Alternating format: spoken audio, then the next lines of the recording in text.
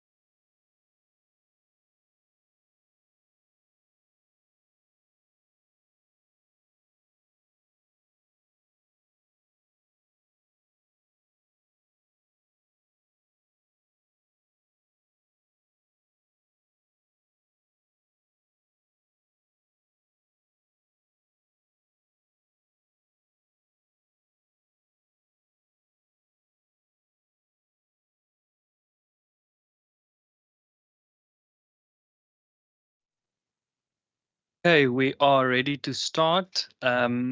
Before we get started, I would just like to welcome all members and officials from Provincial Treasury, as well as the service providers that are online.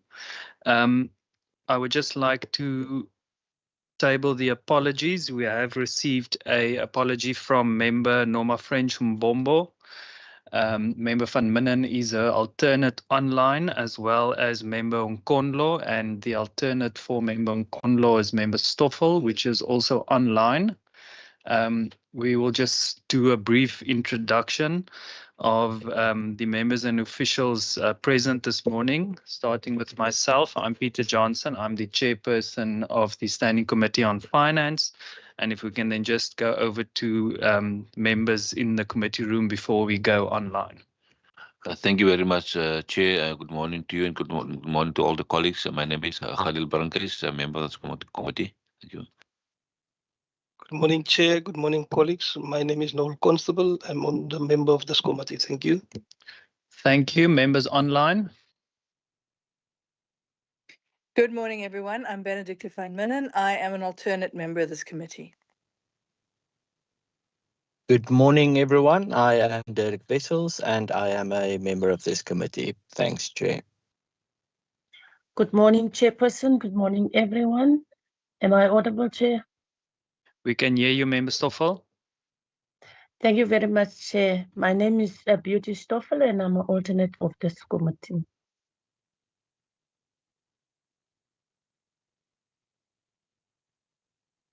Thank you very much. I just want to check, Ms. Adams, is that all the members on the online platform? Thank you.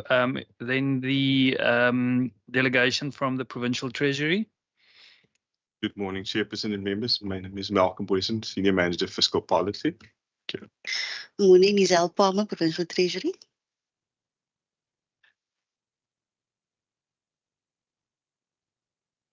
Good morning, Claire Horton, Fiscal Policy. Thank you very much. I just want to check online if we have any officials from Provincial Treasury or the service provider, Mazars, online, or are we still waiting for them to join? I think let's just afford them the opportunity to introduce themselves before we get started. Morning, Chairperson. My name is Tebogo Langani.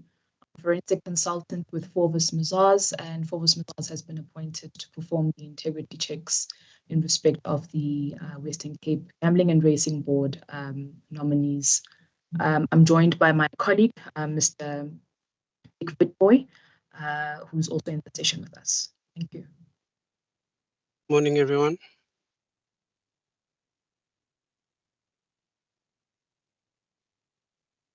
Thank you very much, and welcome to you as well. Members, we have all received the agenda and the presentations and all the other relevant documents from the procedural officer. As you know, we will be starting the process of shortlisting of candidates to fill the 2 vacancies on the Western Cape Gambling and Racing Board. We will be briefed by the Provincial Treasury as well as the appointed service providers on the outcomes of investigations conducted on the candidates, whereafter we will move to resolutions and discuss the way forward. Before we get into the first presentation, I would just like to remind the members that we, as the Standing Committee on Finance, we will only recommend to the Minister. We do not get to, we do not appoint. So I think it's just important to keep that in mind. With that being said, over to the Provincial Treasury. Thank you, Chairperson. Thank you for the members for the opportunity to present the process related to the appointment of board members. I think we just have a technical glitch, but the presentation has been shared on email, and we've also got hard copies. So the first slide deals with the composition of the board, the requirements in terms of the Western Cape Gambling and Racing Act and the regulations. In terms of the process for appointment of board members, to the board, which is governed by the Act as amended and its related regulations. In terms of Section 3 of the Act, the composition of the board comprises of 7 members, and they are appointed on a part-time basis by the Executive Council in line with the prescribed procedure, which shall provide for a public participation process in the nomination of the candidates for appointment, provided that the standing committee of the legislature responsible for this act shall evaluate all candidates for their suitability for appointment. Also important to note that for the board to quorate, there must be a minimum of 5 members.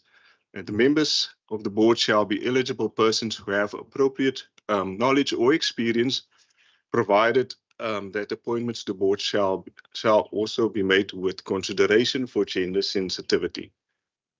In terms of Section 4, to be eligible for appointment as a member or employee of the board, in order to be eligible for appointment as a member or an employee of the board, a person shall be a natural person, have attained a minimum age of 25 years, or in the case of an employee of the board, the age of 18 years. This must have been seen. Teams. It's just apologies.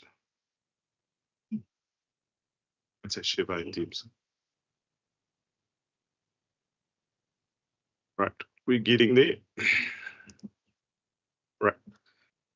I'm sharing on Teams now.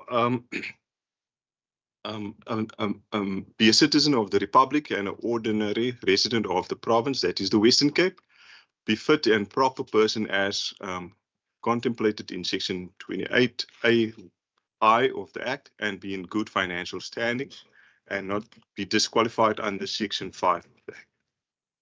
Dealing with disqualifications for appointment, the person shall not be convicted of an offence in terms of this Act or any other similar law, convicted of fraud, forgery, uttering of forged documents, perjury, or any other offence under the Corruption Act 1992, be an unrehabilitated insolvent, removed from any office of trust on account of misconduct or dishonesty, any political office bearer, anyone, whether personally or through spouse, family member or partner or associate, direct or indirect financial interest in gambling business or an establishment, has interest in business or enterprise that may conflict or interfere with the performance of the duties of the member. So just to prevent any conflict of interest.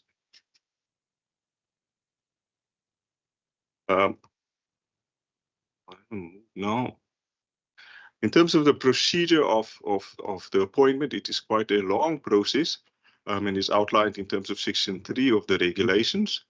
The accounting officer of the provincial treasury shall by notice publish in each of the official languages of the province, and that is English, Afrikaans and Xhosa, and the provincial gazette, and in such other printed media as he or she may consider appropriate, invite nominations for candidates for appointment as a member of the board.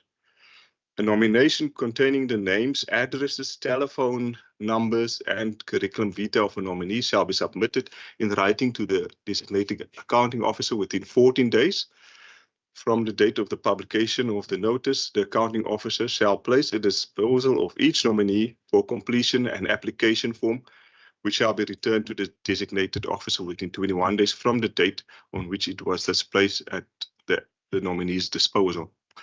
An applicant form needs to be accompanied by a signed declaration stating the willingness to disclose full details of personal and financial affairs statements signed by the applicant that they comply with the provisions of Section 4 of the Act in order to be eligible for appointment. Failure to submit the completed application render an application invalid.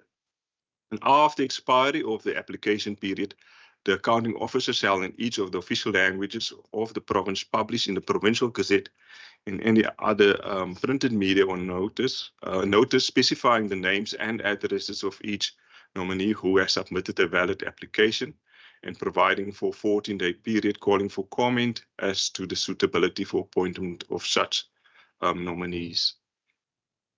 In terms of Section 4 of the regulations, the accounting officer shall evaluate each of the applications referred to in Regulation 3.3 and compile a shortlist of not less than 50 names or in respect of any vacancy occurring on the board of not less than 3 names of the suitable candidates for appointment, provided that the designated officer may request such additional information or documentation regarding an applicant's personal and financial affairs as he may deem necessary to evaluate an application. The shortlist referred to in Regulation 1, as well as the comprehensive list of all applicants together with all available information and documentation regarding their personal and financial affairs and any public comments received in terms of Regulation 3 shall be submitted for consideration to the Standing Committee and Provincial Legislature responsible for the law. Just to mention, at this stage, we did not receive any comment from the public.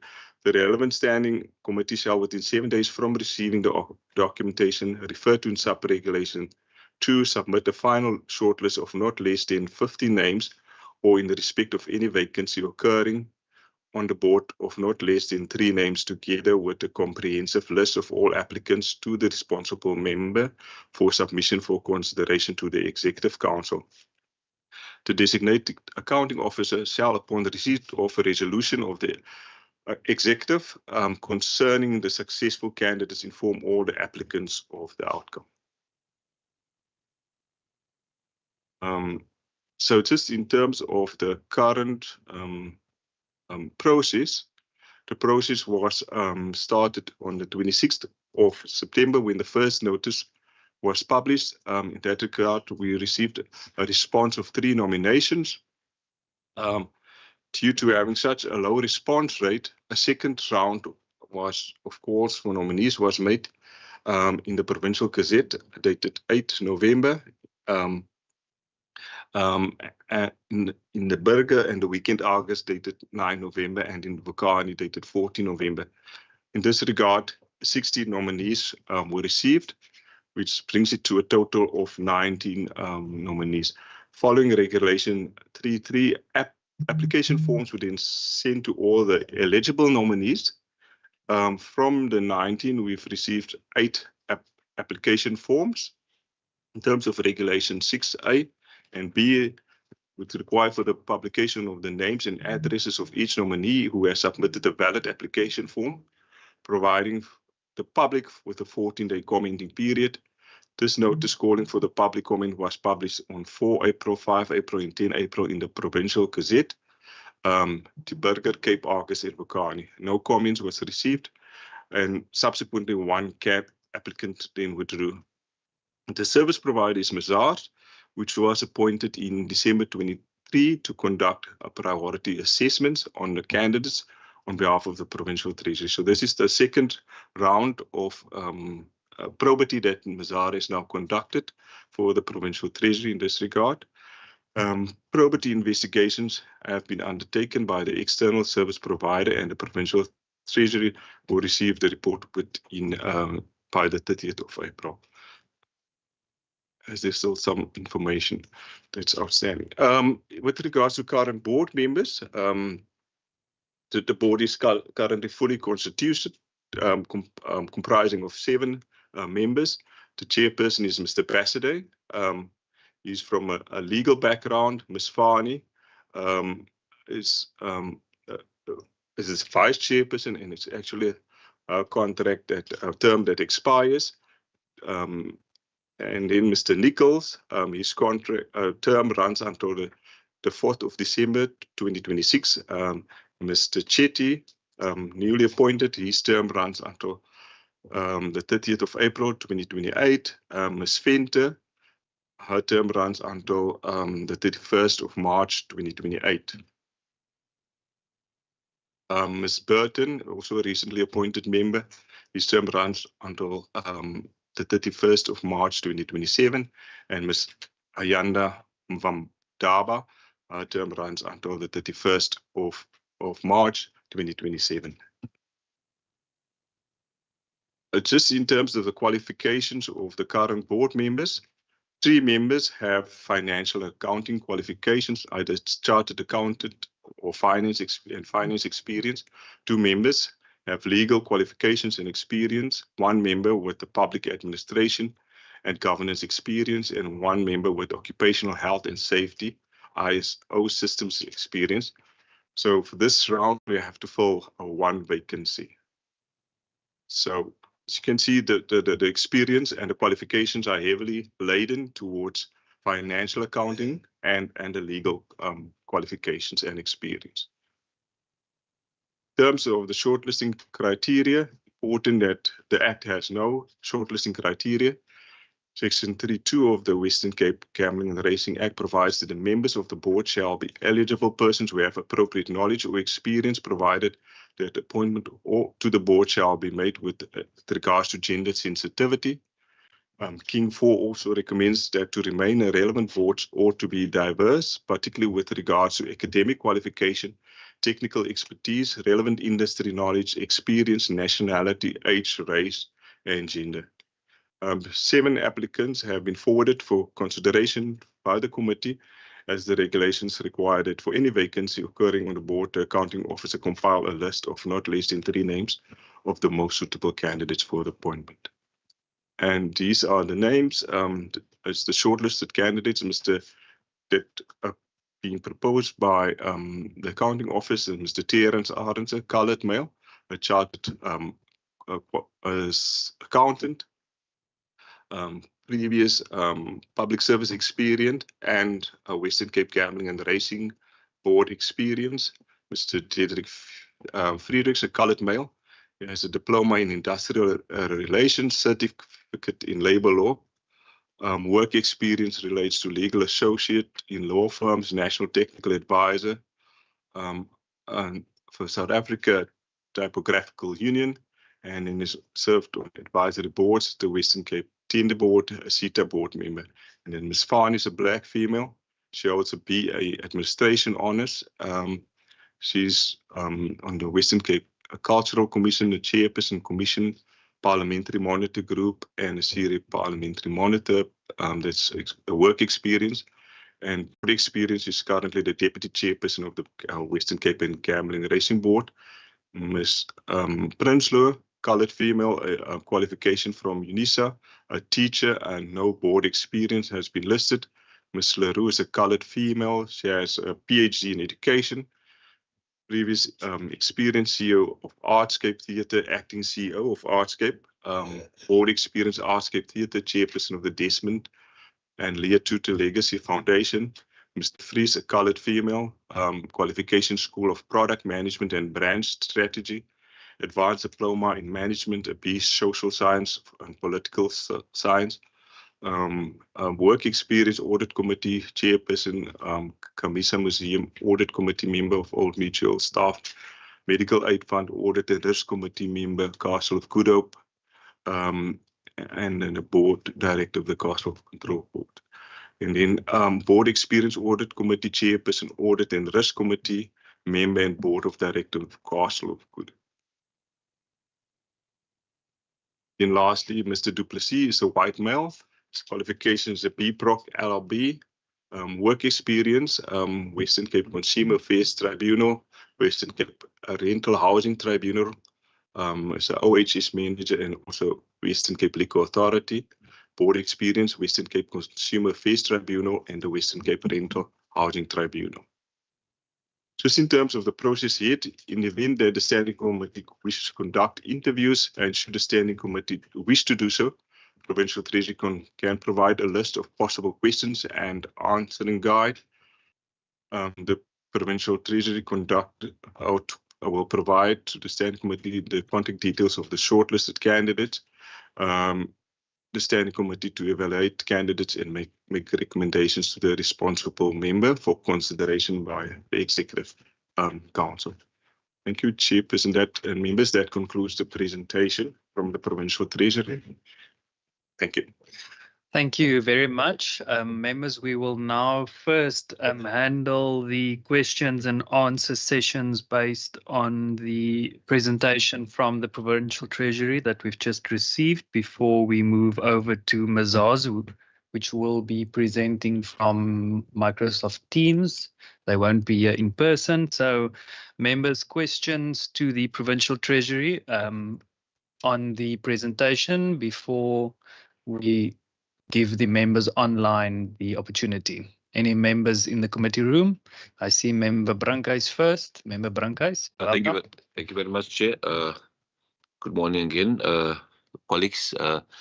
Chair, in terms of the process ahead, in the event that the standing committee wishes to conduct interviews, do we have any timelines in terms of these interviews, when it will be conducted, and should the standing committee wish so, the Provincial Treasury can provide a list of possible questions. When we look at questions from Treasury, how many questions will that be, and will that questions cover most of the issues that needs to be interviewed? Thank you, Chair. Thank you, Member Brankhuis. Member Constable, anything from you at this stage? Are you covered? Let's just check on the online platform. Any members on Microsoft Teams for questions to the Provincial Treasury? If you can just indicate so. I do not see any. Seems to be an easy round for the Provincial Treasury this time.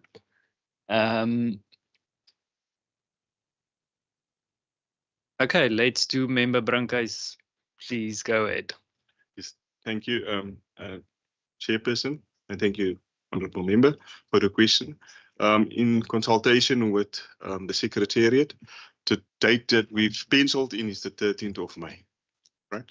With regards to the questions, it's normally about 5 to 6 questions, and it covers a broad range, testing board experience, etc. So we will then provide that as well. Is there anything that I... Thank you, Member Brankhuis. Is that in order with you? Yeah, please go ahead. You're welcome. Thank you, Chair. Chair, in terms of the term that has been served by the board, what is the period, the amount of years that the board is serving, and can any member serve an extra term? Right. So the term is 3 years in the Minister May extended for another year. The previous minister has opted to appoint for a term of 4 years because of the long period it takes and the cost associated with appointing a member. Yes, so there's no restrictions in terms of the number of terms that a member would can serve. I suppose other than what would apply in terms of the King guideline. Thank you very much. Members, any final questions before we move over to the next presentation? Ms. Adams, if you can just keep an eye online. Okay. Member Stoffel, I see your hand. Please go ahead.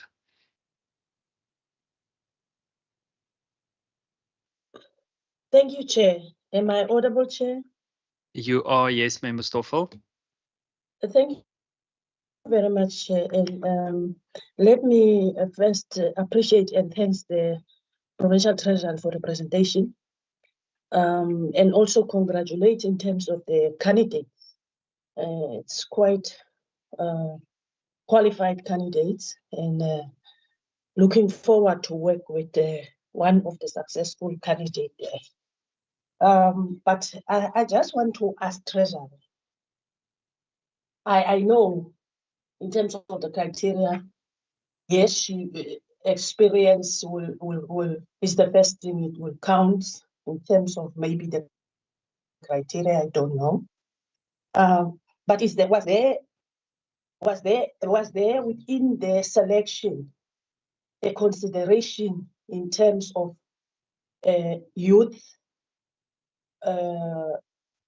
Because I'm not sure, I haven't seen the CVs yet, but I can see it's quite experienced people, some from somewhere. And I just hope amongst that candidates, the youth issue was being considered. I just want to check with them, Chairperson. Thank you. Thank you, Member Stoffel. For the closing round, any other questions? I assume that's a legacy hand from Member Stoffel.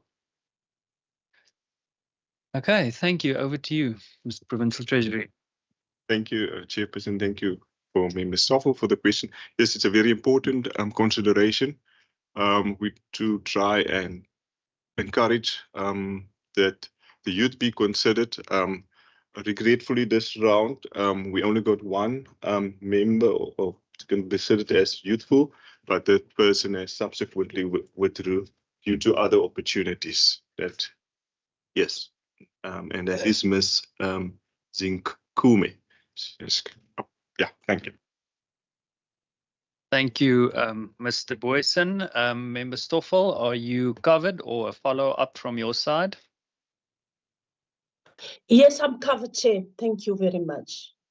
Thank you, Member Stoffel. Members, that concludes our questions and answer session on the briefing by the Provincial Treasury.